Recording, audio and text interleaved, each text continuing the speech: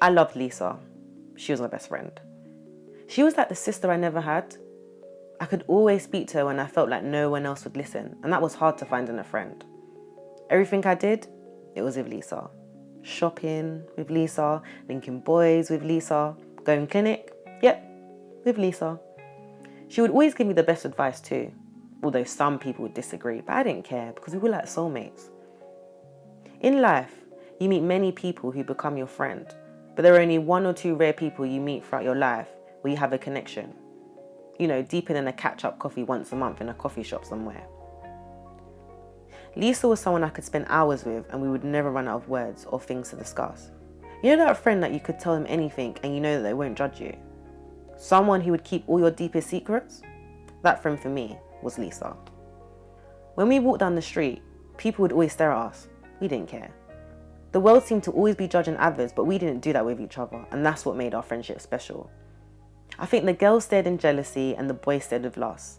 Me and Lisa would always giggle. Life was too short. Lisa used to live next door to me, but she moved to East London a few months ago. It's funny because I only started seeing her more often after my dad passed away from an overdose. It was like she could see the pain in my eyes and she started talking and comforting me. She was a real help in helping me overcome the heartbreak of losing my father. I believe God sent her to me. I'd always wanted a sister. I used to believe that my dad killed himself because he thought I wasn't good enough. But Lisa made me understand that my dad loved me. I believe my dad would have liked Lisa. I never knew when she was coming down to visit. She would always surprise me and show up. I would sometimes not leave my house on weekends just in case she showed up. My friends didn't like this much. They felt like I was obsessed with Lisa, but I wasn't. They just didn't understand our bond. Lisa liked staying indoors with me a lot. She was shy and felt like people was always judging her. So we used to just stay in my room, watch comedy shows and order pizza. Lisa loved pizza. A few times I would take Lisa with me to meet my friends, but they never really made her feel welcome. It was as if she wasn't there, invisible. That made Lisa upset, which upset me. I would go over and comfort Lisa when this happened, and my friends would look at me strangely, like I was obsessed with her. But that was my best friend. What did they expect? For them to know her and for me to know her too? After that, Lisa just liked it to be me and her, and I liked it too. Sometimes my friends would knock for me, but I wouldn't answer. Or I would say I wasn't feeling well. I didn't like lying to my friends, but I didn't like how they treated Lisa. I don't think my mum liked Lisa very much either. Every time Lisa would visit, she wouldn't even acknowledge her. Everyone seemed to treat Lisa like this. No wonder she was shy. She was the nicest person, so I didn't get it. My mum didn't treat my other friends like this. What was wrong with Lisa? I started to resent my mum and my friends. I stopped talking to everyone and stayed in my room most of the week when I got back from work. I would only talk to Lisa. I was becoming antisocial. I spoke to Lisa about my situation, about my mum, my friends, and she reassured me that I was doing the right thing, that I had to stand my ground. Sometimes I would get emotional, wishing my dad was here to comfort me, and that's when Lisa introduced me to cutting myself, my arms. She said if I cut myself, the pain I had for missing my dad would be gone. At first, I told her I didn't really think it was a good idea, but every day she would come round and tell me that this was the only way to get rid of the pain.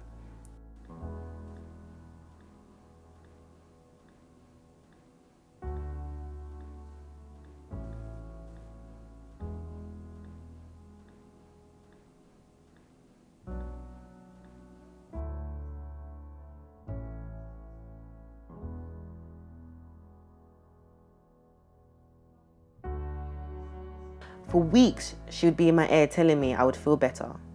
That she did it and that's what made her strong. That's what made her able to cope. Finally, I tried it. I actually liked it. It made the pain go away for a bit, and when the pain came back about my dad, I cut myself some more. That made me and Lisa closer because we shared the same secret. As a result of this, I spent more and more time with Lisa and isolated myself even more. Lisa was really the only one that understood my secret and cared. I sometimes didn't go work and I would just stay at home with the curtains drawn and just talk to Lisa. Lisa was like my life coach. She was bringing me back to life again. She would tell me that my mum didn't care about me and that my friends were jealous of me, and I believed her. Why would Lisa lie? She only wanted the best for me. She said the only way to get rid of their negative energy out of my life was to cut them out, physically. I was walking up to my house one day from being out with Lisa, which was rare. We had been out for ages and I wanted to grab my hoodie quickly as it was getting cold. I told Lisa to wait outside. When I stepped into my house, I noticed my mum was sitting down with tissues in her hand. She looked like she'd been crying. There was a man sitting opposite her. He didn't look like anyone from around here. He told me to have a seat. I did. Hello, April. Do you know why I'm here? No.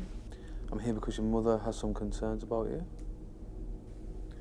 Concerns? Yeah, she's concerned about your friend called Lisa. My mum doesn't like Lisa. So maybe you should be speaking to my mum about why she has a problem with my friend. No, I've spoken to your mother already, and now I want to speak to you. Sorry, excuse me for not introducing myself. I'm Dr. Charles, I'm a therapist. A therapist? Mum, why do we need a therapist to tell me you don't like Lisa? But don't worry, we'll get to the bottom of this. Where is Lisa now? She's outside. She doesn't like coming in here because she feels unwelcomed. And how often does Lisa visit you? Often. Okay. Often? Sounds like a good friend. How long have you known Lisa? A while now. Wow. Mm-hmm. And how did you meet Lisa? Well, actually she used to live next door, but she's moved to East London now. Okay. And did your friendship develop after your dad passed away? Yeah, it did. We started like talking to each other and now like we're like really good friends. So. Okay. And how do your friends get along with Lisa? They don't. They're jealous of our friendship.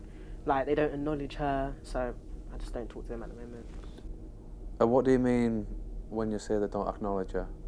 Like, they ignore her, they act like she isn't there, they don't say hello, nothing. And you see your mother doesn't like Lisa. Why is that? Does she ignore her as well?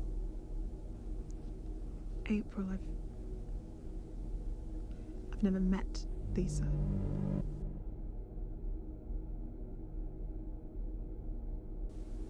Mum, why are you lying? You saw her this morning. I've heard you talk to her. I've never seen her.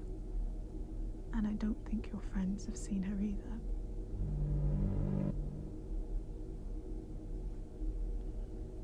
Mum, what are you talking about? Do you reckon you could go outside and get Lisa to come in and have a chat with me? Would that be okay? Yeah, I'm sure she wouldn't mind talking to you. Yeah, no, great. Yeah, bring her in. I'd love to meet her.